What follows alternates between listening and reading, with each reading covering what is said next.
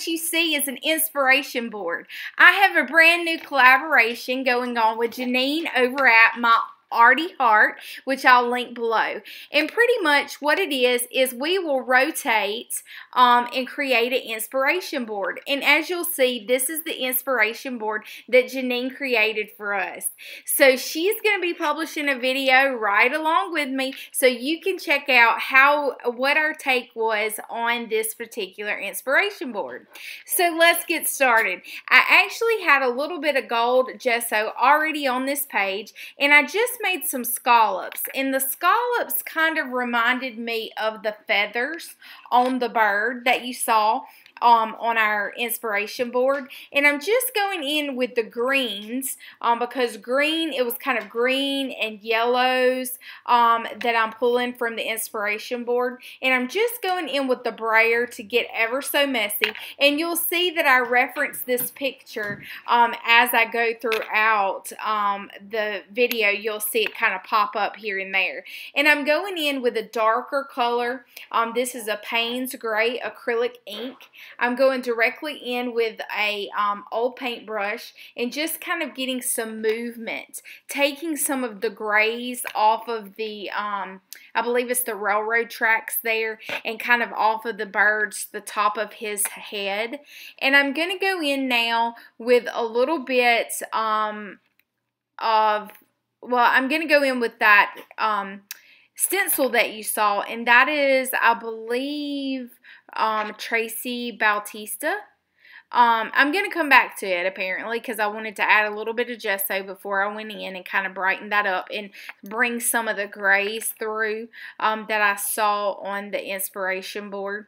If you've never done a kind of an inspiration board, it's pretty interesting. I will say I did have to work at this a little harder and really kind of pull the pieces out that spoke to me in this board. So Jeanine did a great job of making it, and also coming up with colors that I don't typically use. So that's always kind of a bonus whenever you can stretch your creative limits that way. And so now I'm going to go in with, this is, I believe it's like from Oregon. I got it in an antique store, and it had kind of like little dots, and I don't believe I'm going to use it, but I am going to kind of give it a trial and see if it's going to make the cut. Y'all know how I do. And don't forget to check the link below to reach out to Jeanine and see her videos. If you're not a subscriber, make sure you click the subscribe button. And I'm going to go in here now with some green gold fluid acrylic paint, and I used my water bottle to just kind of get the fluidity to the paint to kind of flow even more than it was. And you know, in any Tiffany fashion, I always like to do a little blot with it and kind of get that texture added to it. I'm going in here with a little bit of the turquoise. That's a Lucas acrylic paint, and now I'm going to use that stencil that I talked about, and I'm really just wanting not the floral, but I'm wanting those scalloped edges. And I thought about the scallops when I look at the bird's feathers on the inspiration board, and then also whenever I see the tops of the succulents that are in there as well, it kind of had that kind of rounded shape to it. So that's where the inspiration came for using just parts of the stencil.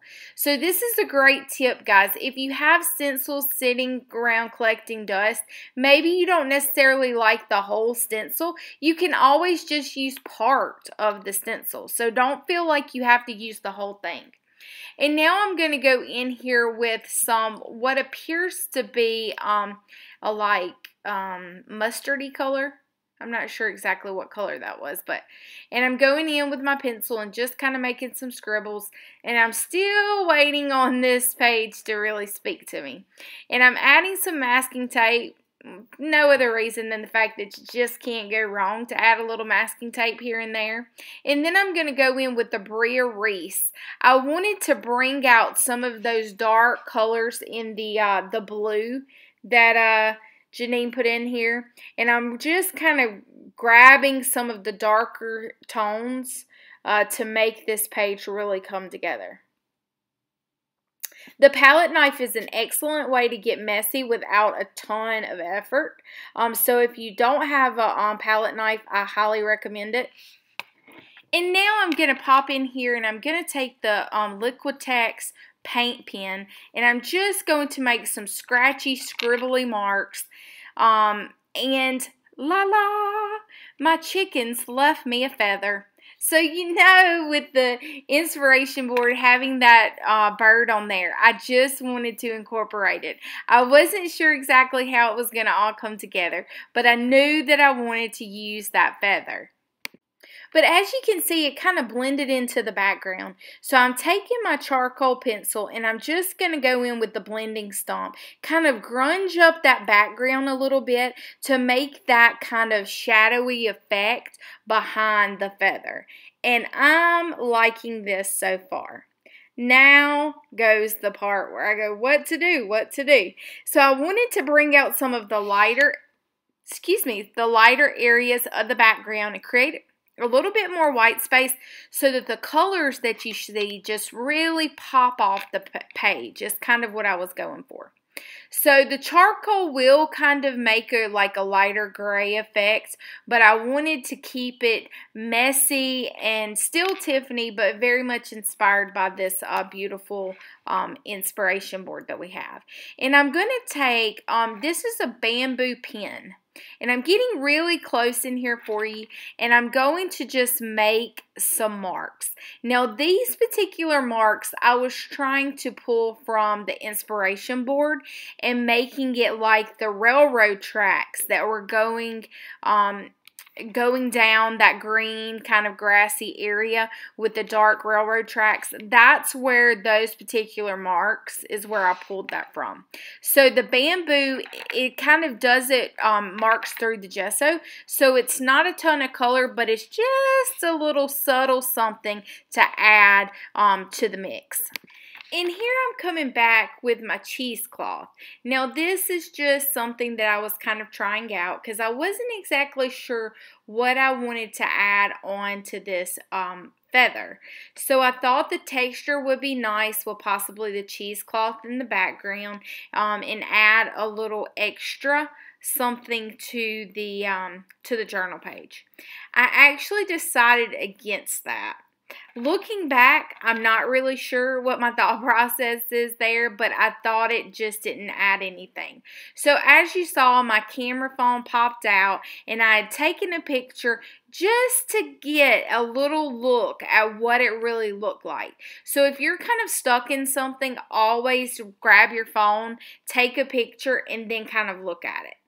I knew that I wanted to lighten it up. It was getting a little muddy where I'd added the graphite, and I knew that I wanted to lighten it up a little bit. So I'm just going in there with some white acrylic paint, and I'm going to heat it up just enough that I felt like it was dry, and then see if I can create some inky spots that are not perfect but kind of smushed around there. That's why I used the deli paper, and I really, really like it.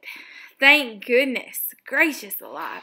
And now I'm just playing with some sari silk ribbon that I have over to the side and that feather because I'm not giving up on the feather just yet. Making a few marks as I think about what my next move is going to be.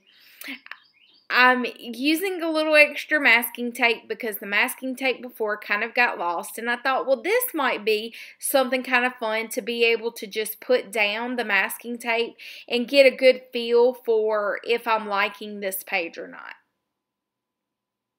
So I kind of did that as a temporary thing. I'm going to grab some threads, see if I can make that work. I tied some threads around the feather, which y'all didn't see, but I did just kind of trying to get a feel for it. I put the threads behind the feather. Oh my gosh. Then I ran over to the sewing machine and I sewed with black thread on the Sari silk ribbon. And I'm going to use the Heart and Soul because when I put it down, I just knew the black and white along with that beautiful black threads on the end would look great. So I'm going in with my Deco Arts gel medium, and I'm going to glue the Sari silk ribbon and the sentiment, I believe it's a Tim Holtz sentiment, down.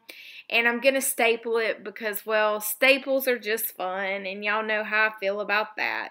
So I'm just going to glue it down, and I'm really, really liking it. So I'm pulling the gold tones out of the background from our inspiration board. I'm pulling those green tones and the blues and a pop of that yellow. And then I decided I wanted a little more, so I'm using just a fan brush with the Payne's Gray, and I'm just popping. I don't want a ton of it on my feathers, but so I'm kind of covering it up with my hand and just delicately flicking a little of the pops on there to really bring that dark color with the threads and the splatters of paint all together.